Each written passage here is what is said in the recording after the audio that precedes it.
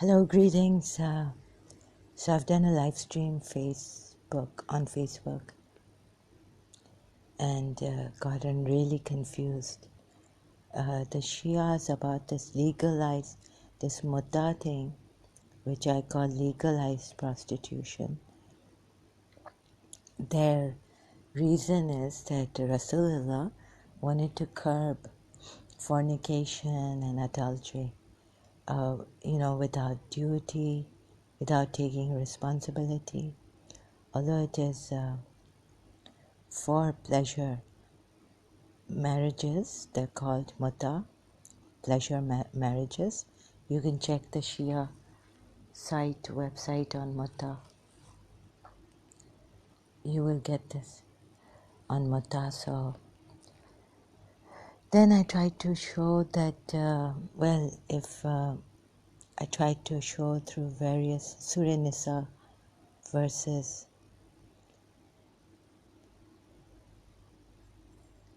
It's very difficult because and then I found, because it's Shia Islam, it's very difficult. Says to him, and why did you investigate? Imam says to him, why did you investigate? Are you, what, this is like, wait a minute. And then we come to so now the fornicator shall marry not. If a man should contract a temporary marriage with a fornicatress, it is his duty to command her not to perform adultery. But this is not a necessary condition of the marriage by reason of the principle of correctness. Oh my God. Sorry, it's not as there. applied to the Muslims Act. It is also reprehensible. And I have to contemplate and those who guard their private parts. Hence, you should not put your private parts where you do not feel safe with your dharams.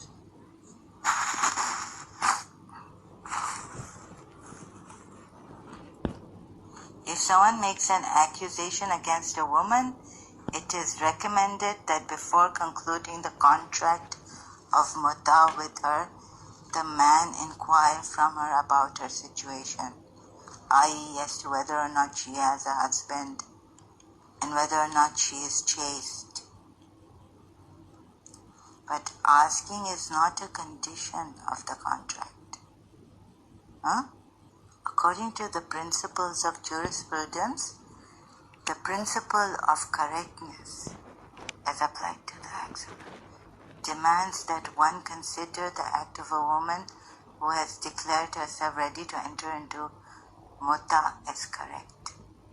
According to this principle, whenever we are in doubt concerning the correctness of the act of a Muslim, we preserve the social and legal order by judging that his act was correct. Okay.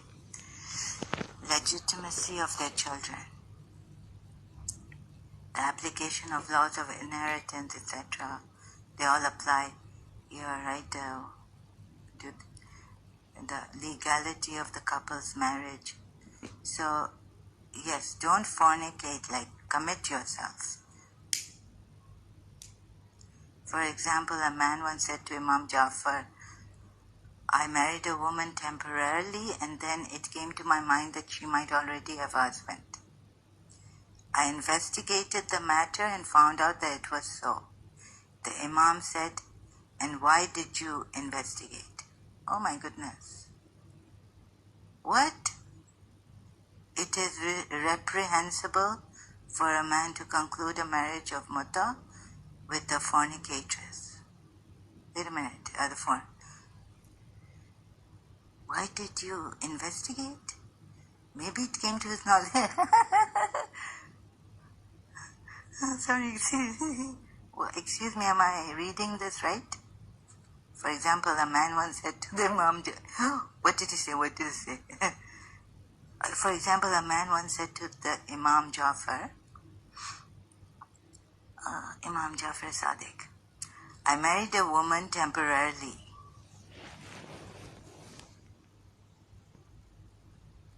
And then it came to my mind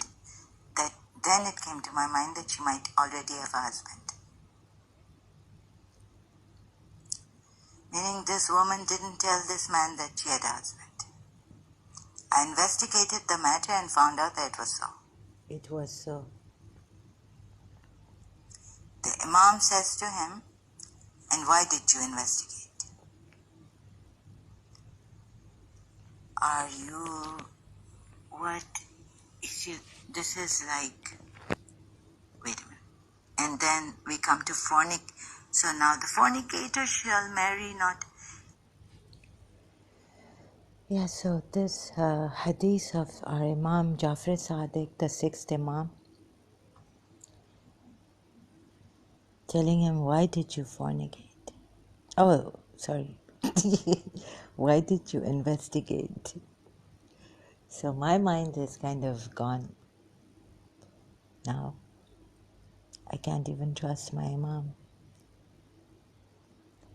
Is it because in Surah Nisa, the If a ayat... man Sorry, after. should contract the temporary... Surah Nisa, ayat... like, what kind of an answer is this? Why did you investigate? Okay, you had a temporary marriage with her, Mutta. Then it came to his mind. He was telling Imam Jafar Sadiq. It came to his mind that she might have a husband. So he investigated. And when he investigated, he found out that she had a husband. Imam is telling him, Imam Jafar Sadiq, why did you investigate? He had temporary marriage with a married woman who didn't tell him she was married. And the answer we get from Imam Jafar Sadiq, which is given in our Shia website, is that why did you investigate? It's on the Mutta, al-islam.org.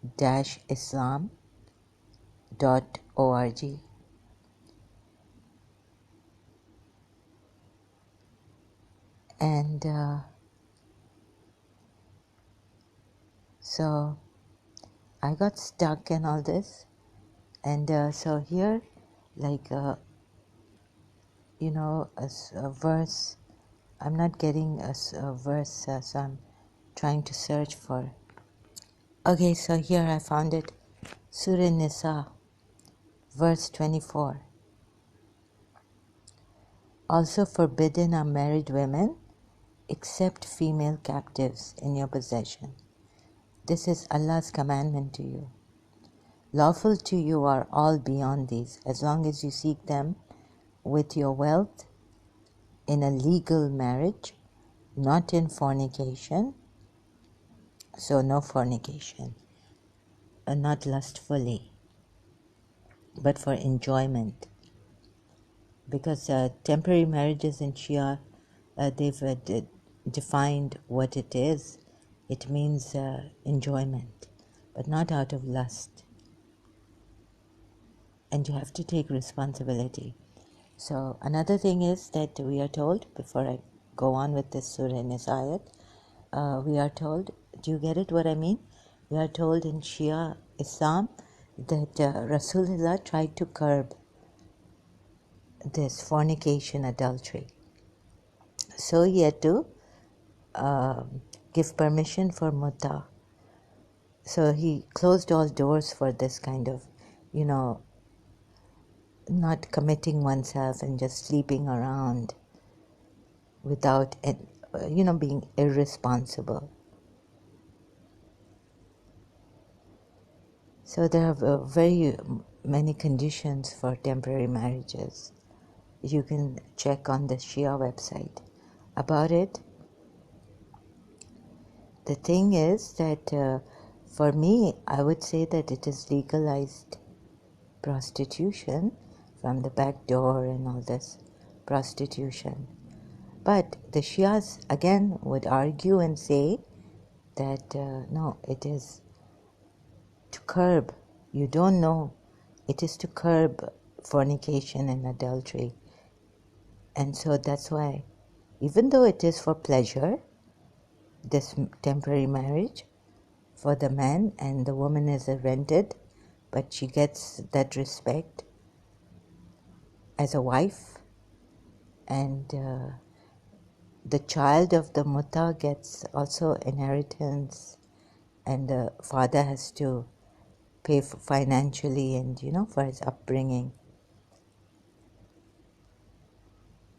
So it's a very responsible way. It's not like legalized prostitution from the back door. That's what they say. It kind of looks like it, but the Prophet Muhammad in his wisdom and Allah in his wisdom tried to curb all this fornication and adultery irresponsibly. Adultery is not allowed in Islam with married women, except for those married women. Now we come to Surah Nisa, ayat 24. So we are told in Karbala, I hope I remember. If I don't get tired, then just end the video. So maybe I should mention this before. So married women are not allowed, except for those whom your right hands possess. So in Karbala we are told that you see this here it is permitted, these kind of married women. So, but Yazid's army did not actually take them captives for sex, marry them. So we cannot, Shias, we cannot cry over or feel sorry for those ladies of Imam Hussein who, although Imam Hussein lost the war, but so his women came in they became captives of Yazid's army now. So the Yazid's army we were told, did not rape them or, take them captives in the sense that they took them prisoners of war, but they did not do any, although they just snatched, we are told, the veils of these ladies, of Imam Hussein's household ladies, but they did not rape them or take any sexual pleasure from them or marry them, like this verse says, Surah Nisa. Except female captives in your possession. Also forbidden are married women, except female captives in your possession. This is Allah's commandment to you. Lawful to you are all beyond these, as long as you seek them with your wealth in a legal marriage, not in fornication. Meaning not in lust, but chasteful, being chaste. So how do we reconcile with those pleasure marriages? Because those are marriages, not fornication. And it's not for lust. It's for being chaste. So you get the difference? Okay? Like you act responsibly. And if now we come to verse 25 also. But if any of you cannot afford to marry a free believing woman, then let him marry a believing bondwoman, possessed by one of you. Who are these bondwomen? Allah knows best the state of your faith and theirs. You are from one another So marry them with the permission of their owners. Meaning, marry them. Maybe somewhere else it says with their permission also. I'm not quite sure. I don't know. I don't know about that, which verse. So marry, but don't inherit women. But here it says, marry them with the permission of their owners. This point also, like, you have to take their owner's permission, giving them the dowry in fairness. If they are chaste, neither promiscuous, nor having secret affairs, if they commit indecency after marriage, they receive half the punishment of free women. This is for those of you who fear falling into sin. So it's explained by the Shia sources that those men who fear falling into sin, but if you are patient, it is better for you. And Allah is all forgiving, most merciful. So this way, Prophet Muhammad, very noble way, it is Allah's will to make things clear to you, guide you to the noble ways of those before you, and to turn to you in mercy, for Allah is all-knowing, all-wise. And it is Allah's will to turn to you in grace, but those who follow their desires wish to see you deviate entirely from Allah's ways. And it is Allah's will to lighten your burdens, for humankind was created weak. O believers, do not devour one another's wealth illegally, but rather trade by mutual consent. And do not kill each other or yourselves. Surely Allah is ever merciful to you. And whoever does this sinfully and unjustly, we will burn them in the fire that is easy for Allah. If you avoid the major sins forbidden to you, we will absolve you of your lesser misdeeds and admit you into a place of honor. And do not crave what Allah has given some of you over others. Men will be rewarded according to their deeds and women equally according to theirs. Okay, so this goes on. I would have gone on. The thing is that you can see there are some good verses there for justice and not killing people and unjustly taking lives and all this.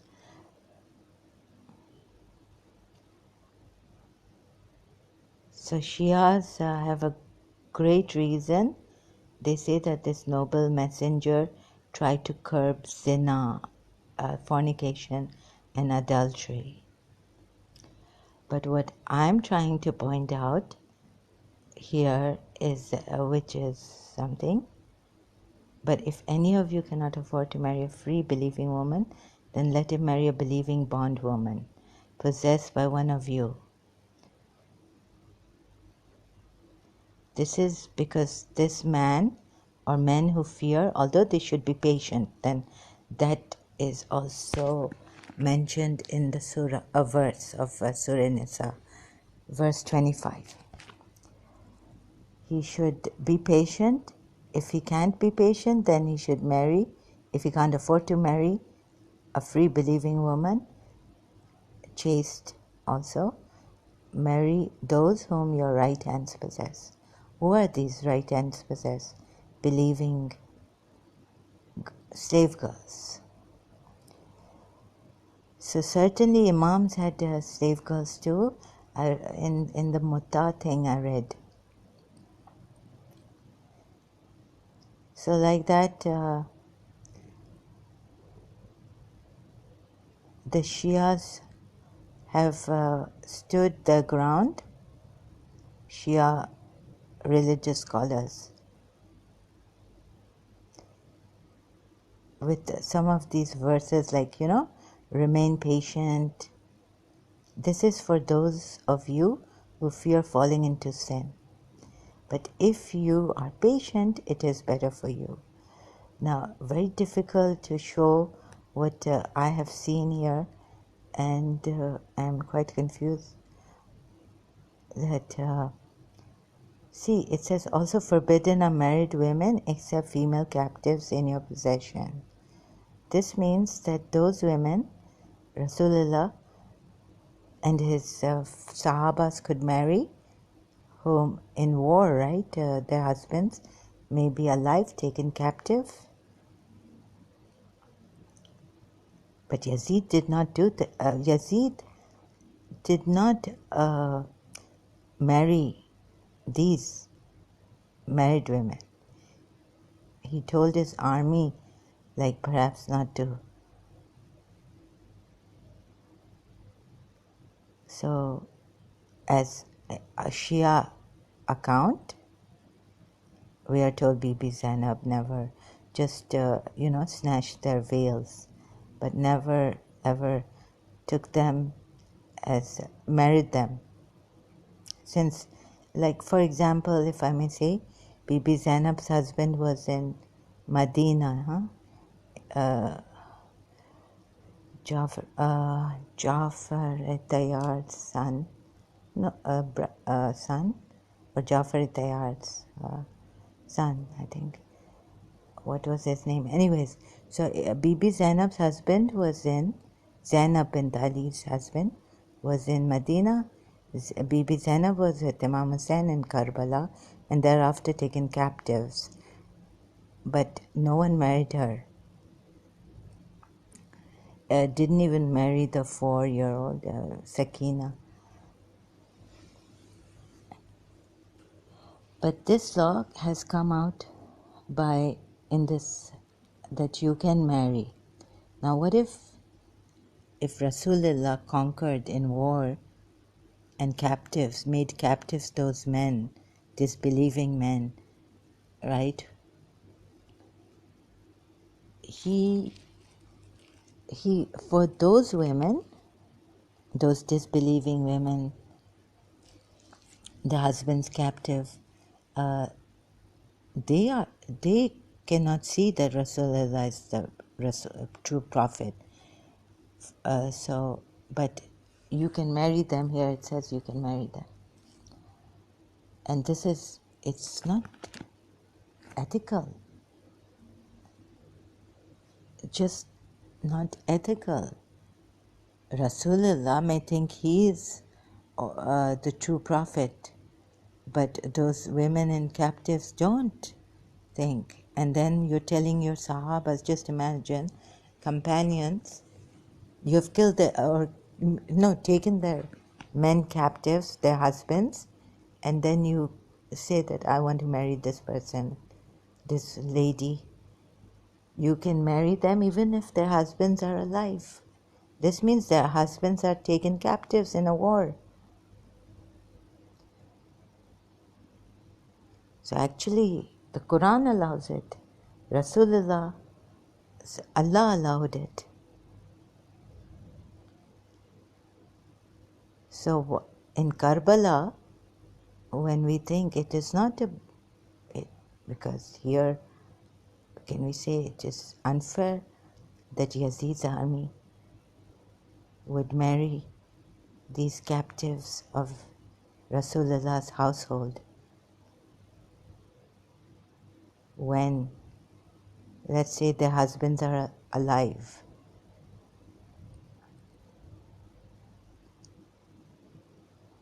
Because you see, we see as Shias that Rasulullah, but the Sahabas, let's say Umar bin Khattab.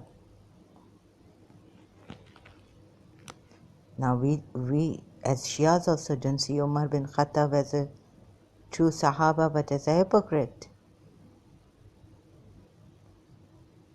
What if he marries this woman here, married woman, captive?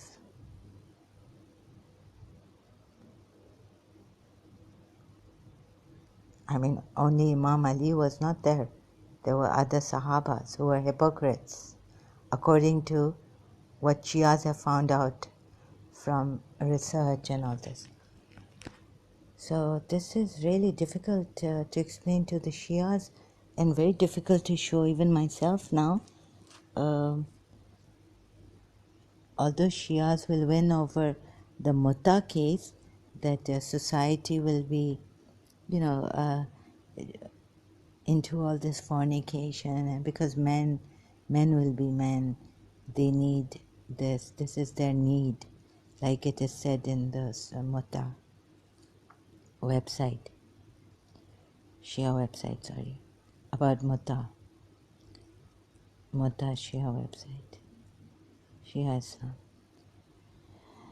And then you see here it says a pleasure marriage, but don't, the Surah Nisa ayat 24 says, take them in marriage, but not in lust, but enjoyment.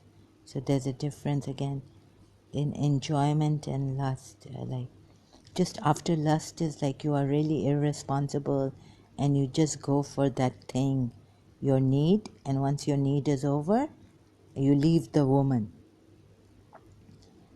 You see, the Shias will come at me and they will win on this point, these points.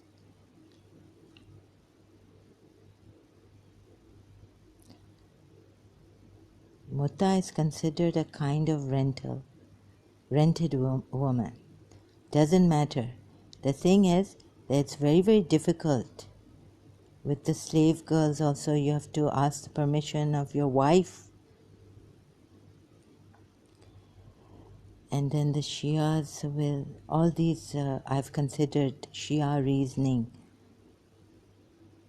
Adultery, fornicatress. This is not allowed. So in Islam, so it is for, like, Islam is so practical, and in Allah's wisdom and Rasulullah's wisdom, they knew like what to do, like what will I say to them? Do you have a solution to this? Otherwise the society will be plagued by fornicators, just going after their lust. The lust would be that I just go to a prostitute, sleep. A man just goes to a prostitute, sleeps, and comes out. So that is not allowed. So Rasulullah, being a noble, with wisdom, full of wisdom, Allah knew what to do. How do I convince the Shias that this prophet was not a true prophet? Because here in Mutta case, they will win with the arguments, reasoning.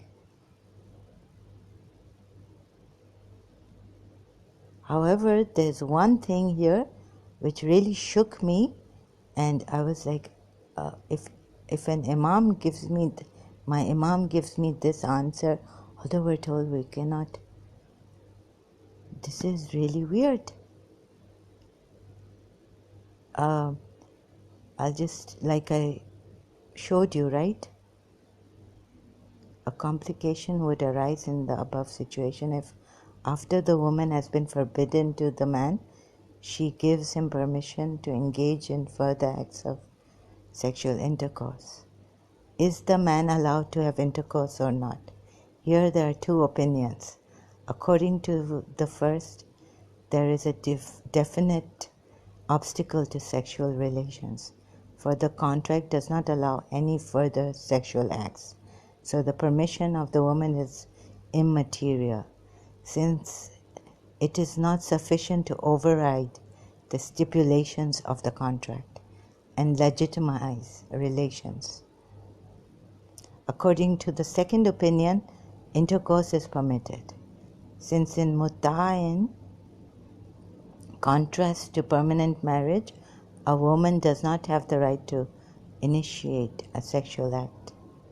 The obstacle to sexual relations in the present situation is the woman's unwillingness to permit anything more than what was agreed upon in the contract. But the contract itself establishes the permissibility of intercourse. So if the obstacle is removed, the result will be that the contract as such will come into play. If the role of the time period, okay. There's a lot here on Mutta. I haven't again refreshed my memory.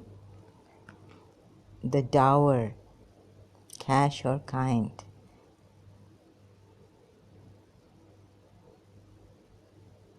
So, because men will be men, and a lot of fornication, irresponsible acts. For example, Imam Jafar Sadiq was. So sorry, I'm just like this casually going. Men will be men. So Rasulullah, in his wisdom, wanted to stop this irresponsible acts of sexual intercourse. So it may look like it is a legalized prostitution from the back doors, but the Shia say it is not. So,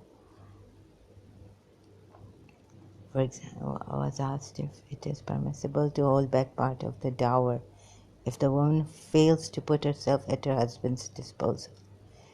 He replied, it is permissible for you to hold back what you can, i.e., what you have not already given her. So if she goes back on her word, take from her in proportion to the amount she has broken the contract. So this way, Al-Tabatabai argues that here the normal dower is compensation for mistaken intercourse. So all these things are the very. So it was to curb fornication, irresponsible sexual, lustful, like, just for lust and not for pleasure, irresponsible sex, and no honor for the woman. Like, she's now not called a prostitute, but she's called your wife, temporary wife. She's, for even an hour, she's called your wife. So to curb all this, right? Okay, I have been repeating myself. I hope I've made myself clear that Shias say this reasoning. Because if you have a better, in God's wisdom, better way to curb fornication and adultery, because God knew men will be men. So you can see, like, men are men, right? So in order to give that, you can always, an act of sexual act is a pleasure, but it's not lust. Lust is when you selfishly go after your need, try to satisfy that, and leave the woman in the lurch. Just pay the woman, throw the money on her, or just hand her the money and leave from there. That is lust. Then the Shias will say this is lust, and enjoyment is when you agree mutually and she becomes your wife, and so you get the play. Because after all, this is, what do you call it? Again, I'm going to repeat myself, right? And I'll be repeating myself, it's okay, because I have to understand this myself. And I'm slow and repeating.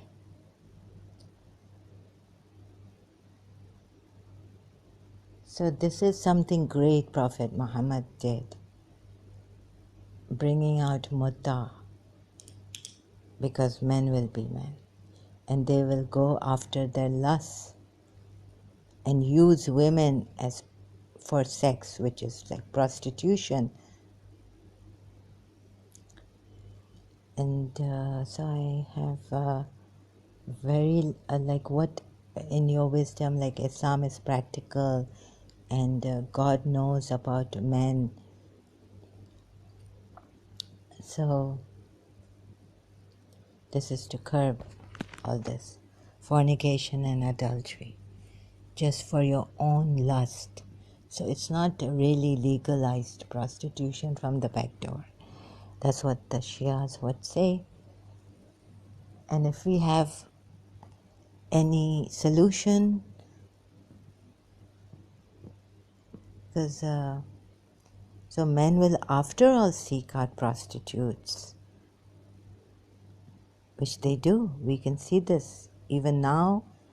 The reason why I bring the present times is that we see this, that men use prostitutes for their lust, enjoyment, irresponsibly. Lust is like that. When you don't care for the other person, go to hell. I don't care. But that Prophet Muhammad made it so that people would take responsibility.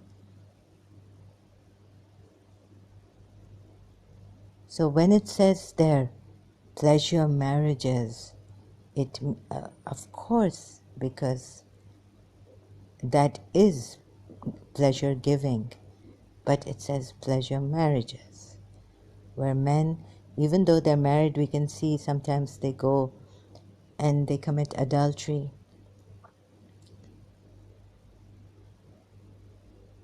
So which other way could we have? So I thought of it like, what other solution to this than, allow them, like if you say, if we completely ban it, people will go from back doors and do it. So some things which, even like idol worshipping, people still have idol worshipping. So there's one God and all this, right? But so what I'm trying to say is that when you ban something, but okay, someone might say, an ex-Muslim, that idol worshipping was banned. Why wasn't fornication? And why wasn't this banned completely? Like no sexual, no temporary marriages for pleasures. When even idol worshipping, if someone, like in Surah Taha, we are told that they went back, Samiri caste. So they keep going back to idol worshipping. But yet idol worshipping was banned. Because the truth is that then the counter reason would be in this argument that the truth is that still God had to say that I'm only one God, there's no other God than I. And don't make idols and images of me, because there's nothing similar to me. In that I don't have a form. So when I don't have a form, that is the highest truth, which of course he cannot allow because he doesn't have a form. So that was not allowed in Islam. How else can I explain this? So that cannot be allowed because God doesn't have a form. So intellectually, you can worship him.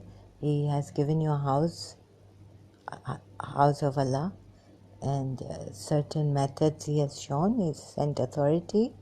You can worship him like that, but don't give him a form, because God neither has a form nor a partner to his creation, his anything. Like God doesn't have a partner, co-creator, or anything. So that's why that was, if this argument stands, I don't know how it would be with the philosophers, scientists, whoever, theologians, ex-Muslims, the reasoning, if this argument can stand. But still, banning it was that God, the truth is, God doesn't have a form. So it's shirk. He tried to explain it. And then, but men will be men. So in order to curb it, human, because there in Surah Nisa it says, man is created weak. So men will be men. So to curb this, doors were open for doing it for pleasure, but giving respect and being chaste and honorable, noble, seeking a woman for pleasure, but in a way that you then, it's not like irresponsibly going for your own lust selfishly to a prostitute. So this was my Shia side, and sorry I have failed to explain it properly, this because of my English limited ways, not professional and all this. Okay, so no, I mean the reason why it's like this. So I have to correct myself, looking at it through the Shia side.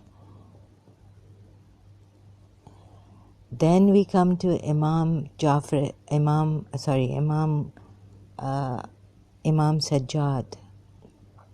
Imam Ali ibn al-Hussein in Karbala. And then we say, then they say that even a woman's voice should not come out. He didn't allow it. The difference was like very, much. Difference of, like here, what is allowed in the Quran ayats, temporary marriages for pleasure, slave girls you can marry, but the voices of women should not go out. Imam Sajjad was very strict on that. And you can marry, Surah Nisa ayat, you can marry married women whom your right hands possess. So, forbidden to you are married women except those whom your right hands possess.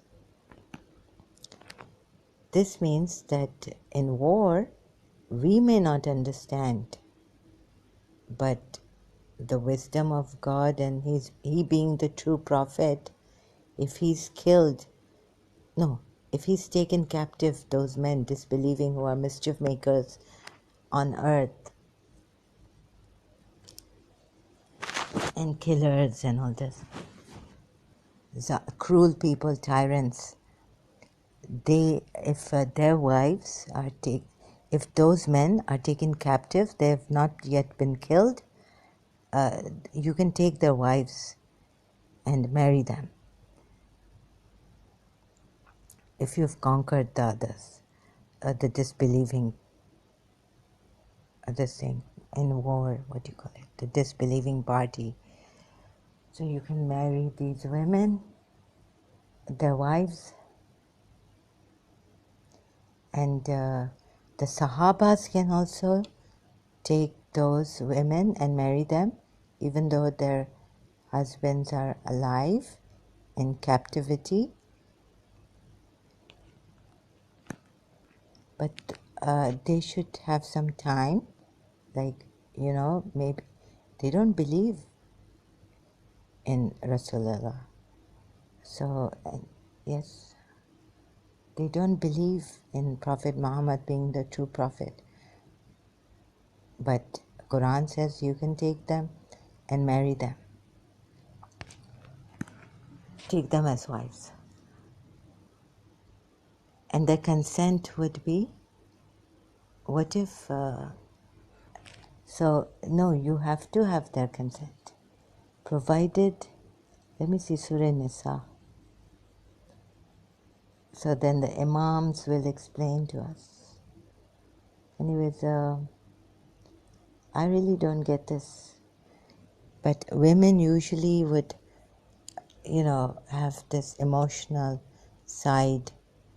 You have to be very scientific in this.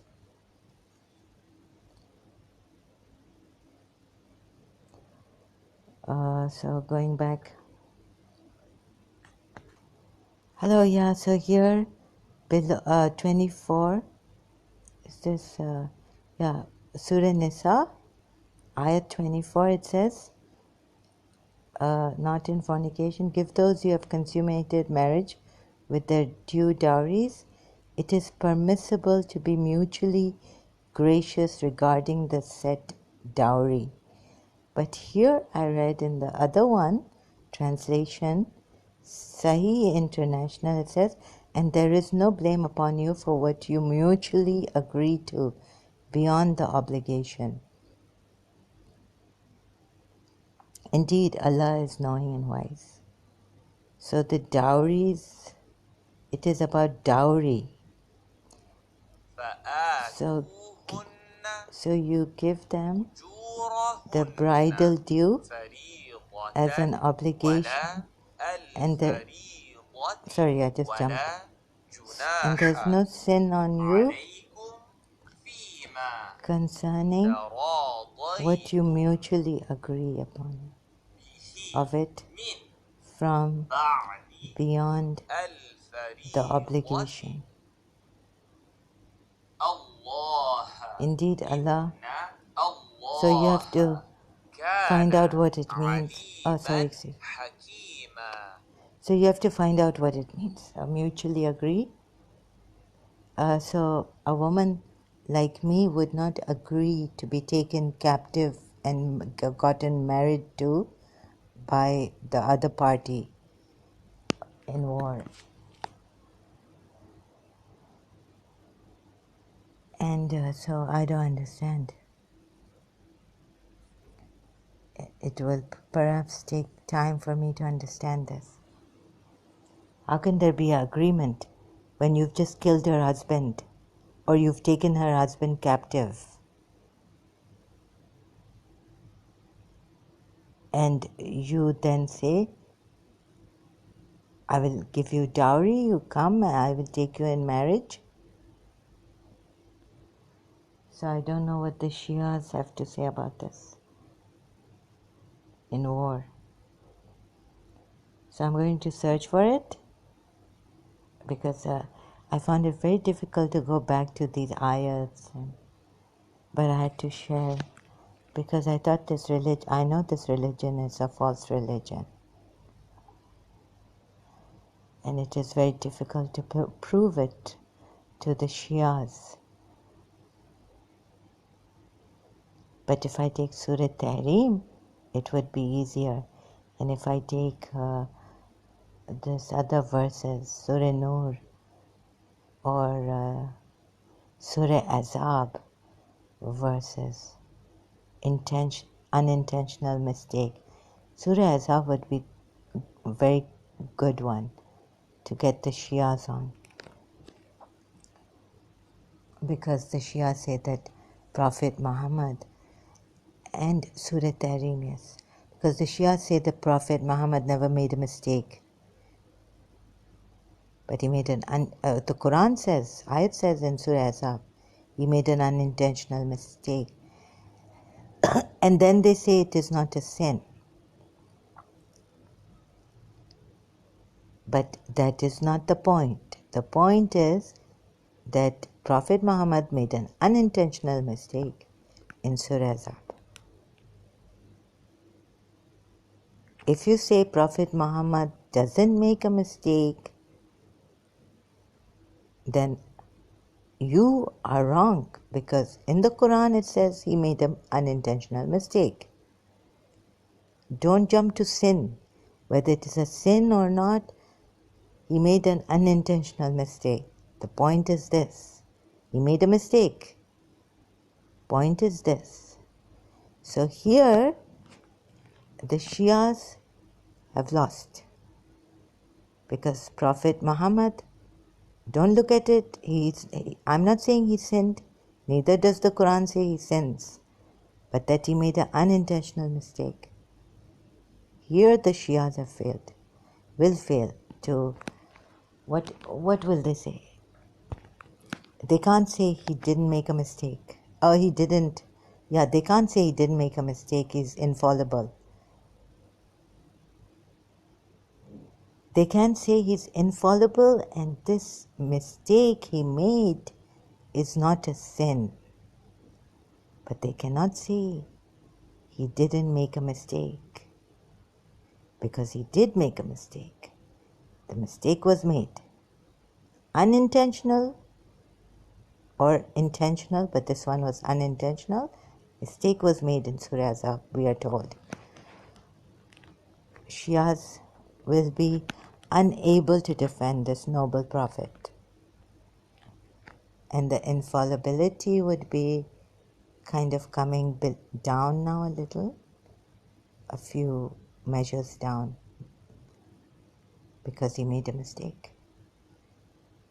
Unintentional, it's not a sin. Infallibility is that you are masoom. It doesn't mean that you are ignorant. Infallibility is that you are conscious of God conscious.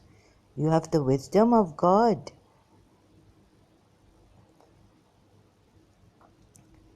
Innocence, not like a child's innocence. Purity, purely for God, godly person, and all this, right? So here the Shias will fail.